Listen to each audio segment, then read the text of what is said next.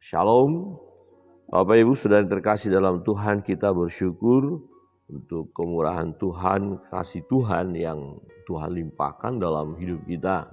Ya, bersyukur untuk malam hari kita boleh lalui dengan baik dalam istirahat, dan pagi ini kita bangun dan akan menjalankan seluruh kegiatan kita. Namun sebelumnya, sungguh satu kesempatan yang indah di mana kita boleh bersekutu bersama dengan Tuhan, berdoa, memuji, memuliakan Dia, dan mendengarkan firman Tuhan.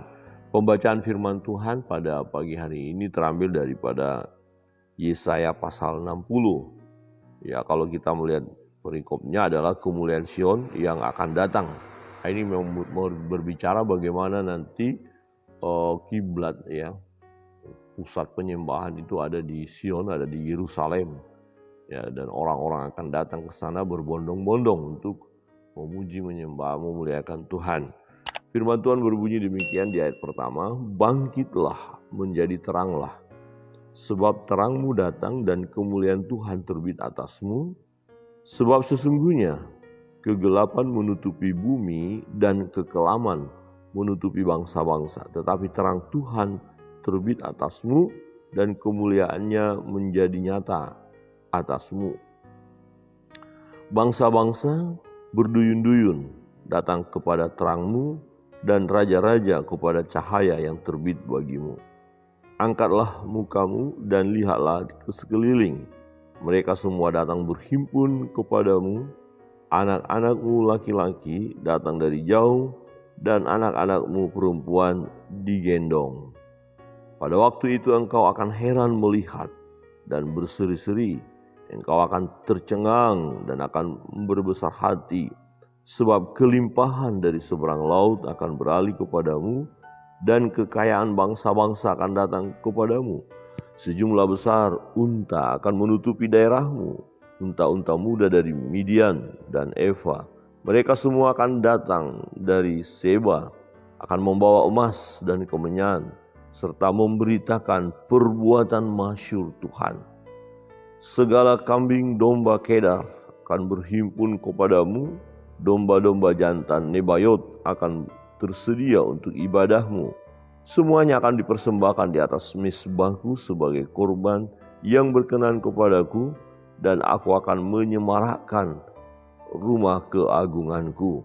Bapak Ibu Saudara yang terkasih dalam Tuhan, bagian ini kita melihat bagaimana nanti orang-orang akan datang ya ke Yerusalem, pusat penyembahan, ke Sion, ya, untuk memuji, menyembah, memuliakan Tuhan, untuk mengadakan korban, ya, korban persembahan yang terbaik dari bangsa-bangsa akan datang, ya, akan datang ke Yerusalem untuk mengadakan penyembahan. Jadi Bapak Ibu, ini sesuatu yang sangat indah bahwa orang-orang nanti akan datang menyembah Allah, ya, memuji Tuhan. Ini nanti akan kita lihat dalam kebenaran firman Tuhan bahwa semua lidah akan mengaku Yesus Kristus Tuhan, dan semua lutut akan berteluk menyembah Dia. Jadi bangsa-bangsa akan banyak memperoleh keselamatan. Ya, ini bulan Desember kita memperingati Natal, di mana Yesus datang ke dunia untuk menyelamatkan umat manusia, supaya nanti setiap orang yang percaya kepadanya, ya, tidak binasa, melainkan peroleh hidup yang kekal. Nah, jadi mereka-mereka yang percaya ini pusat penyembahannya, pusat ibadahnya adalah Sion, Yerusalem. Jadi mengalami sukacita. Di ayat 8 berkata begini, "Siapakah mereka ini yang melayang seperti awan dan seperti burung merpati ke pintu kandangnya? Sungguh akulah yang dinanti-nantikan pulau-pulau yang jauh. Kapal-kapal Tarsis berlayar di depan untuk membawa anak-anakmu laki-laki dari jauh. Perak dan emasnya dibawanya, serta untuk nama Tuhan Allahmu, dan oleh karena yang Maha Kudus Allah Israel, sebab Ia mengagungkan engkau." Ya, jadi berbicara, kalau Yesaya berbicara kepada umat Yehuda bahwa memang umat Yehuda ini kan nanti akan terpencar, akan terbuang, ya, akan meninggalkan Yerusalem, karena Yerusalem dan Bait Allah akan dihancurkan oleh Babel. Tetapi ini merupakan janji, peristiwanya kan belum terjadi, tetapi akan diserahkan namun akan kembali. Anak-anakmu laki-laki akan kembali, anak-anakmu perempuan akan digendong. Jadi berbicara tentang kembalinya dari pembuangan, itu konteks dekat ya, untuk realisasi daripada nubuatan ini. Tetapi ini juga berbicara masa yang akan datang, yang sedang kita nantikan, masa damai, di mana banyak orang akan datang ke Yerusalem. Ayat 10 berkata begini, orang-orang asing akan membangun tembokmu dan raja-raja mereka akan melayani engkau. Sebab dalam murkaku aku telah menghajar engkau, namun aku telah berkenan untuk mengasihani engkau. Ini kita sudah bahas ayat sebelumnya. Memang Yesaya berbicara kepada umat Yehuda bahwa mereka akan dihajar oleh Tuhan, mereka akan masuk dalam pembuangan oleh karena kesalahan mereka, oleh karena dosa mereka. Tetapi Tuhan mengasihi mereka, Tuhan kembali berkenan, dikatakan, namun aku telah berkenan untuk mengasihani engkau. Nah jadi setelah mereka nanti kembali, musuh-musuh atau bangsa-bangsa lain takluk kepada Israel dan mereka bergabung untuk memuji, menyembah, memuliakan Tuhan, ya, menyembah Allahnya Israel. Pintu-pintu gerbangmu akan terbuka senantiasa, baik siang maupun malam tidak akan tertutup, supaya orang dapat membawa kekayaan bangsa-bangsa kepadamu, sedang raja-raja mereka ikut digiring sebagai tawanan. Sungguh bangsa dan kerajaan yang tidak mau mengabdi kepadamu akan lenyap. Bangsa-bangsa itu akan dirusak, binasakan. Jadi yang tidak tunduk kepada Israel, ya, ini lebih kepada yang tidak menyembah Allah. Ya, bangsa-bangsa yang tidak menyembah Allah. Karena pusat penyembahan kan Yerusalem, Sion. Berarti kalau tidak datang kepada Yerusalem, tidak datang kepada kiblat yang benar, maka akan binasa. Jadi orang yang tidak datang kepada Tuhan akan binasa. Tetapi orang-orang yang akan datang kepada Tuhan akan memperoleh keselamatan, akan memperoleh kebahagiaan. Bapak Ibu Saudara yang terkasih dalam Tuhan, kita melihat kebenaran firman Allah ini dalam konteks dekatnya digenapi dan sudah tergenapi ketika umat Yehuda dan Israel pulang dari pembuangan atau sudah kembali ke Yerusalem dan mereka membangun kembali bait Allah itu. Tetapi kalau kita melihat kan bait Allah itu sekarang pun sudah hancur, ya sudah berkali-kali memang dibangun tetapi kemudian hancur. Nah berarti yang dibicarakan juga oleh Nabi Yesaya ini juga masa yang akan datang. Keadaan di mana suasana damai, ya suasana yang luar biasa. Ya kalau kita melihat hal ini ada di dalam ayat yang ke-19 dan seterusnya. Perhatikan dikatakan, bagimu matahari tidak lagi menjadi penerang pada siang hari, dan cahaya bulan tidak lagi memberi terang pada malam hari. Tetapi Tuhan akan menjadi penerang abadi bagimu, dan Allahmu akan menjadi keagunganmu. Nah kalau kita lihat dalam Wahyu, ya Wahyu pasal 21 ayat 23 ya, dan kota itu tidak memerlukan matahari dan bulan untuk menyinarinya, sebab kemuliaan Allah meneranginya, dan anak domba itu adalah lampunya. Di pasal 22 Wahyu 22 ayat 5, ya, dan malam tidak akan ada lagi di sana, dan mereka tidak memerlukan cahaya lampu dan cahaya matahari, sebab Tuhan Allah akan menerangi mereka, dan mereka akan memerintah sebagai raja sampai selama-lamanya. Nah ayat ini berbicara ya masa yang akan datang, ya masa damai, ya masa di mana penuh dengan kebahagiaan, tidak ada lagi air mata, ya tidak ada lagi sakit penyakit, tidak ada lagi laknat. Berarti ini berbicara tempat yang bagaimana ya? Ya boleh dikatakan ini berbicara tempat yang indah, yang dinanti-nantikan semua orang, yaitu surga, yang kehidupan, yang kekal di sana. Nggak ada matahari lagi, nggak ada bulan. Nah ini kota kudus, ya, kota kudus, Sion, ya di mana orang-orang yang ada di sana adalah orang-orang yang kudus atau yang sudah dikuduskan oleh Allah, ya. Nah, dikatakan begini, oh tetapi Tuhan akan menjadi penerang abadi bagimu dan Allahmu akan menjadi keagunganmu. Bagimu akan ada matahari yang tidak pernah terbenam dan bulan yang tidak surut. Sebab Tuhan akan menjadi penerang abadi bagimu dan hari-hari perkabunganmu akan berakhir. Pendudukmu semuanya orang-orang benar. Nah, pendudukmu semuanya orang-orang benar. Jadi negeri mana ini ya kira-kira kan gitu. Situasinya seperti ini. Ya, pendudukmu semuanya orang-orang benar. Kapan ini terjadi? Tentu belum terjadi sampai sekarang. Masih dalam penantian. Ya, karena nanti orang-orang yang ada di sana adalah orang-orang benar. Orang-orang yang kudus, yang tidak melakukan dosa. Karena dosa tidak boleh masuk di situ. Kalau ada dosa langsung mati ya. Ya, jadi tidak boleh ada dosa masuk. Nah, kalau kita berbicara kerajaan 1000 tahun. Ya, tetapi ini berbicara bahwa penerangnya adalah Allah sendiri. Tidak ada matahari, tidak ada bulan lagi. Berarti berbicara tentang ya bumi baru dan langit baru, ya kota Yerusalem yang baru, ya tempat di mana orang menyembah, hanya ada penyembahan kepada Allah, ya semua orang-orang benar ada di sana, tidak ada orang yang tidak benar. Mereka memiliki negeri untuk selama-lamanya, ya mereka sebagai cangkokan yang kutanam sendiri untuk memperlihatkan keagunganku. Yang paling kecil akan menjadi kaum yang besar, dan yang paling lemah akan menjadi bangsa yang kuat. Aku Tuhan akan melaksanakannya dengan segera pada waktunya. Aku Tuhan akan melaksanakannya segera pada waktunya. Kapan waktunya? Tak seorang pun kita yang tahu. Ya, tak seorang pun kita mengetahui kapan kita masuk ke kota kudus itu, ya. Apakah masih panjang atau sudah dekat? Kalau kita lihat firman Tuhan dikatakan, ya, aku Tuhan akan melaksanakannya dengan segera pada waktunya, dengan segera.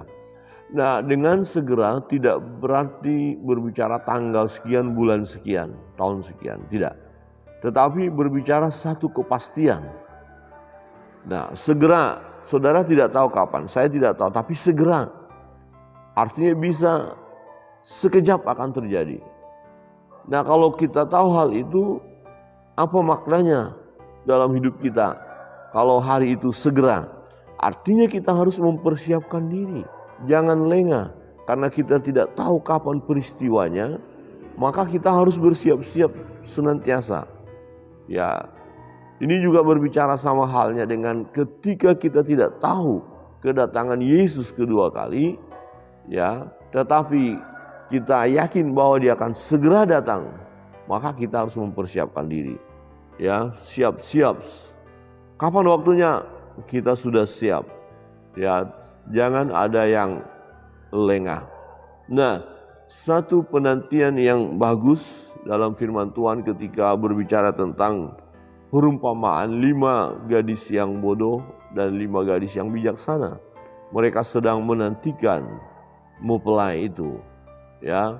Yang 5 membawa pelita, tetapi tidak membawa minyak sebagai cadangan. Yang 5 lagi membawa pelita plus dengan minyaknya. Lama mereka menunggu, bahkan sampai sama-sama mereka tertidur juga. Tetapi tiba-tiba ada suara berkata, mempelai datang. Ya, kemudian mereka mau melakukan perjalanan itu.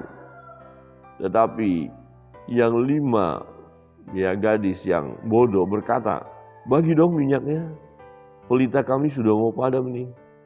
Tetapi 5 orang yang bijaksana berkata, tidak, ini bukan berbicara pelit ya, karena memang tidak ada kesempatan. Tidak, nanti kalau kami bagi, kamu gak nyampe, kami gak nyampe. Ya, bukan kita berkata tidak ada kasih kepada gadis yang bijaksana. Tidak, mereka punya kasih dan memang mereka sudah lakukan apa yang seharusnya mereka lakukan. Persediaan minyak mereka adakan. Tetapi gadis yang bodoh, tidak mempersiapkan diri. Nah, untuk itu, karena waktunya segera, Tuhan akan lakukan segera. Ya, kita harus mempersiapkan diri. Siapkan pelita kita dan minyaknya. Jangan hanya membawa pelita dengan minyak yang ada di dalamnya, tapi cadangan tidak ada. Ya, minyaknya harus ada cadangannya. Ya, mungkin juga agak lama menantikan sehingga yang di dalam pelita itu habis minyaknya.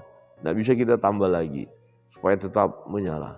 Nah, ini berbicara tentang kesiapan kita. Bapak Ibu Saudara yang terkasih dalam Tuhan, akan ada pemulihan bagi bangsa Yehuda, baik masa yang ketika mereka atau ada di bumi, ya ada dalam masa sejarah yang sudah lampau, tapi juga masa yang akan datang yang sama-sama sedang kita nantikan, ya kota yang indah, ya Sion, di mana kita menyembah Allah di sana. Bangsa-bangsa akan datang berduyun-duyun dan di sana suasana yang indah.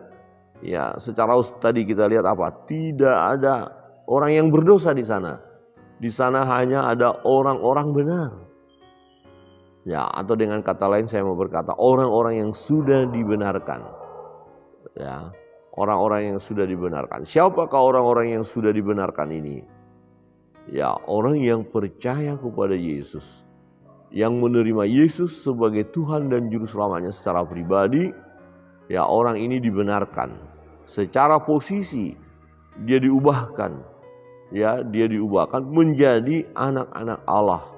Ya, menjadi anak-anak Allah. Jadi tidak lagi dalam belenggu dosa, tidak lagi dalam kuasa dosa, tidak lagi diperhamba dosa, tidak lagi diperhamba atau dibawa kepada jurang maut. Ya, karena orang ini udah percaya Yesus, maka hidupnya diubahkan, posisinya menjadi anak-anak Allah. Dia diberkati, kalau dia mati atau meninggal, ya ada tempat yang sudah Tuhan sediakan baginya, yaitu surga.